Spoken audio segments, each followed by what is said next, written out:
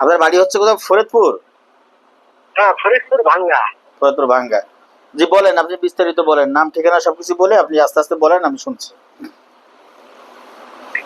আমাদের একটা জায়গা বুঝছেন না, জি এই জায়গা ওদের কোনো কাগজপত্র নাই।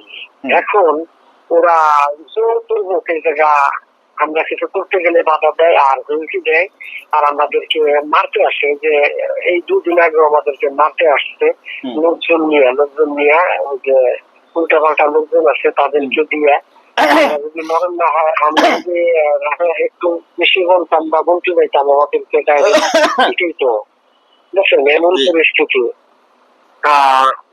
এখন আমাদের সাথে খুব জরুরি হয়েছে। জি এখন আপনাদের কাছে আমার একটু এখানে তো নিয়ম কানুন আছে। আপনি আমাদের এখানে আপনার অভিযোগ করতে হবে, তারপর অভিযোগ করার পরে হচ্ছে আমরা যারা প্রতিপক্ষ আছে তাদেরকে আমরা নোটিশ করব। এই নোটিশের মাধ্যমে আমরা তাদেরকে জানিব এবং আপনাদের ফরিদপুরের ডিসি, এসপি, ওসি, এসিলেন্ট এবং আপনাদের এলাকার যে বর্তমান চেয়ারম্যান আছেন অথবা গণ্যমান্য ব্যক্তি যারা আছেন যাদেরকে মূল্যায়ন করে তাদেরকেও আমরা চিঠির মাধ্যমে অবগত করব। হ্যাঁ, যে আমরা একটা তারিখে আপনাদের ওখানে আসবো, এই বিষয় নিয়ে সার্বিক সহযোগিতা দেওয়ার জন্য সকলের দৃষ্টি আকর্ষণ করবো। আমার কথা বুঝতে পেরেছেন?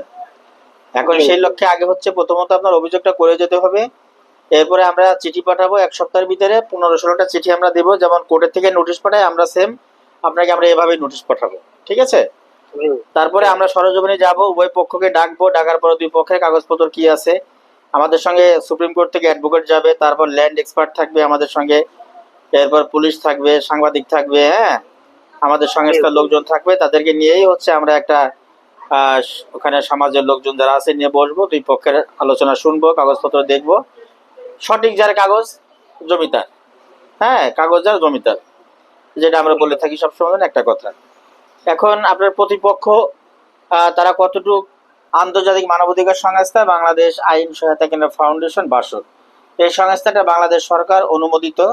বিকজ বাংলাদেশ সরকার আমাদেরকে কোনো ধরনের আর্থিক সহায়তা দেয় না, বাংলাদেশ সরকার আমাদেরকে কোনো ধরনের সার্বিক সহযোগিতা করে না।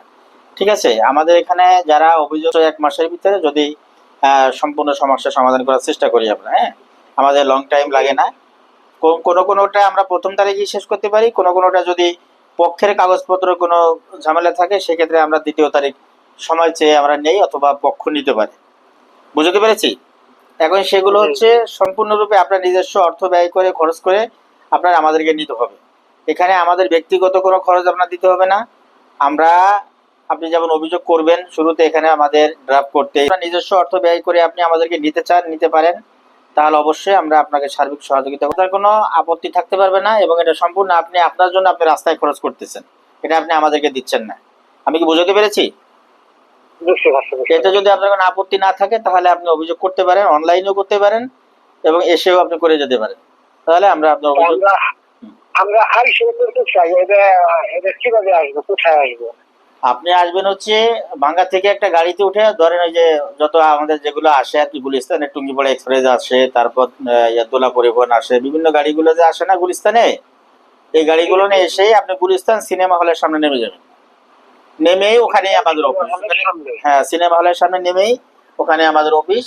আপনি আমাকে ফোন করলে আমি আপনাকে রিসিভ করে নিতে পারবো অথবা বলতে পারবো। আর আপনি কখন আসবেন তার আগের দিন আমাকে জানাতে হবে যে আমি স্যার কালকে আসতেছি, আমি আপনার সঙ্গে, তাহলে আমি অফিসে থাকবো, কারণ আমি তো প্রোগ্রামে বাহিরে থাকি সব সময়ের জন্য। বুঝতে পেরেছেন? কথা ভালো লেগে থাকে তাহলে আপনি ইনশাল্লাহ যে কোনো সময় আসতে পারছে। না, আপনাদের যত অসুবিধা নেই, আমি ক্লিয়ার কাট কথাগুলো আপনি বলেছি,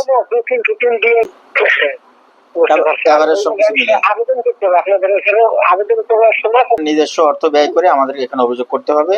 আমরা হ্যাঁ আমি সারা বাংলাদেশে কাজ করি, সমগ্র বাংলাদেশে সদরপুর থানায় করেছি, হ্যাঁ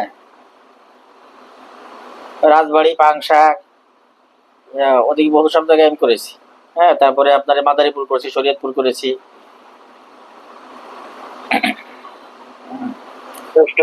আমি সারা বাংলাদেশে আলহামদুলিল্লাহ আপনাদের দোয়ায় করলে দুটা কাজ হয় না, মন পড়ে না, কারণ এক তাড়াহুড়ো হয়ে যায়। একটা জমি জগ সংক্রান্ত বিষয় নিয়ে আলোচনা করতে গেলে ক্লিয়ার ইমেজ থাকতে হবে, ক্লিয়ার ভাবে কাজ করতে হবে। হ্যাঁ, জি, জি। এটা হয় না। ঠিক আছে, হয়তো এক সপ্তাহ আগ পাস করে দেওয়া যেতে পারে, সেটা হতে পারে। ও, বুঝতে পারছি। ঠিক আছে, হ্যাঁ, তো ঠিক আছে, যদি আপনার ভালো লেগে থাকে আমার কথা, তাহলে আপনি অবশ্যই আপনি আসবেন আর ফোন করবেন। ইনশাল্লাহ আমরা আমাদের সংস্থার থেকে আমাদের যতটুকু সম্ভব আমরা আপনার জন্য চেষ্টা করব, আপনার সার্বিক সহযোগিতা করার জন্য। ঠিক আছে, জি। কিসে ওই যে জি, আপনি ভালো থাকবেন। সিনেমা হলের সামনে নামবো না, এমনি আপনাকে ফোন দিলে হ্যাঁ, হ্যাঁ, আপনি আপনি 30 না টাকা না নিয়ে আপনি যাবেন। আগেই আসবেন না, আপনি হচ্ছে, কারণ আমি তো প্রোগ্রামে বাহিরে থাকি। আপনি যখন আসবেন, এই যেমন এখন কথা বলতেছেন যে স্যার আমি আগামীকাল আসতে চাই, আপনি ফ্রি থাকলে আপনাকে আমি বলে দেবো হ্যাঁ আপনি সকালে চলে আসেন। আর ফ্রি না থাকলে আপনাকে বলবো যে আপনি অমুক সময় আসেন, সেই টাইমে আপনি আসবেন। ঠিক আছে, ও, বুঝতে পারছি, বুঝতে এটাই। পারছি। ঠিক আছে, আচ্ছা, অনেক অনেক ধন্যবাদ। ঠিক আছে, তো আপনি ভালো আমি থাকবেন, চেষ্টা করবো আপনাদের জানাবেন। ঠিক আছে, আমি এখানে। আপনার নাম্বার সেভ করে রাখতেছি, ইনশাল্লাহ আপনি কথা বলবেন। হ্যাঁ, আচ্ছা, ঠিক আছে। আপনার এই যে কথাগুলো অভিযোগটা আপনি করেছেন, আপনার সমস্ত অভিযোগগুলো আমি এগুলো রেকর্ড করে রেখেছি, যে পরবর্তীতে যাতে আমাদের প্রয়োজন হয় কোনো কথা আপনার লাগলে এগুলো আমরা এখান থেকে নিব। ঠিক আছে, বুঝতে পারছি। আসসালামু আলাইকুম রহমতুল্লাহ বারকাতুহ।